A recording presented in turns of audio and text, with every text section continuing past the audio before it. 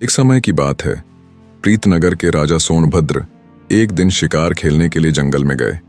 शिकार खेलते खेलते वह जंगल में बहुत ही दूर निकल गए। अचानक मौसम खराब हो गया। आंधी तूफान की वजह से कुछ नजर नहीं आ रहा था। राजा के सभी सिपाही और उसके साथी चढ़ चुके थे। दिन ढलते ढलते राजा को अब वापसी की चिंता होने लगी, लेकिन राजा रास्ता भटक चुका था। अब इस हालत में राजा वापस तो नहीं जा सकता था। वह जंगल जंगली जानवरों से भरा हुआ था। अब मजबूरी में राजा को जंगल में ही रात बितानी थी। इसीलिए वह किसी सुरक्षित जगह की खोज करने लगा। चलते चलते उसे एक जगह पर धुआं उठता हुआ दिखाई दिया। आगे जाकर राजा ने देखा तो वहां पर एक झोपड़ी थी। नेक दिल राजा ने झोपड़ी का दरवाजा खटखटाया और आवाज लगाकर बताया कि मैं एक मुसाफिर हूं। बाहर मौसम खराब हो चुका है और मुझे सर छुपाने के लिए आसरा चाहिए।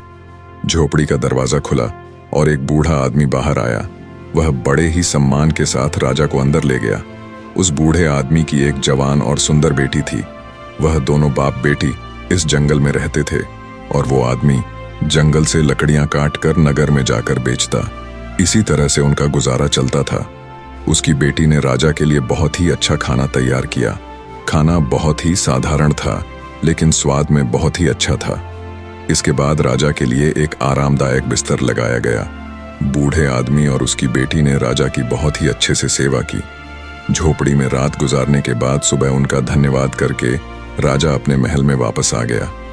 लेकिन उसे उस बूढ़े लकड़हारे की खूबसूरत बेटी की बहुत ही याद आ रही थी, जिसने उसे एक परदेसी मुसाफिर समझकर इतना ख्याल रखा। राजा की शादी एक मंत्री की बेटी से होने वाली थी। मंत्री की बेटी बहुत ही घमंडी और चालाक थी। राजा ने मंत्री की बेटी से शादी करने से मना कर दिया और यह फैसला किया कि वह जंगल में रहने वाले उस लकड़हारे की बेटी से शादी करेगा। इस तरह से राजा और उस लकड़हारे की बेटी की शादी हो गई। राजा के मंत्री को इस बात का बहुत ही दुख हो रहा था। वो अब मौके की तलाश में रहने लगा। राजा अपनी रानी के साथ बड़े अच्छे से दिन गुजार रहा था।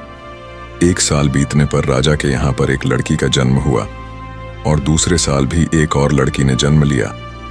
इस तरह से राजा की अब 2 बेटियां हो चुकी थीं। एक दिन मौका देखकर राजा के मंत्री ने राजा से कहा, महाराज, राज्य का राजपाट चलाने के लिए एक बेटा जरूर होना चाहिए। इसीलिए मेरा तो सुझाव यह है कि आप दूसरी शादी कर लीजिए ताकि आपको पुत्र की प्राप्ति हो सके। लेकिन राजा ने इस बात से इनकार कर दिया। जब मंत्री ने यह देखा कि उसकी बेटी की शादी राजा से होने के सारे रास्ते बंद हो गए हैं, तो उसने आहिस्ता आहिस्ता सेनापति और बाकी मंत्रियों को अपने षड्यंत्र में शामिल कर लिया।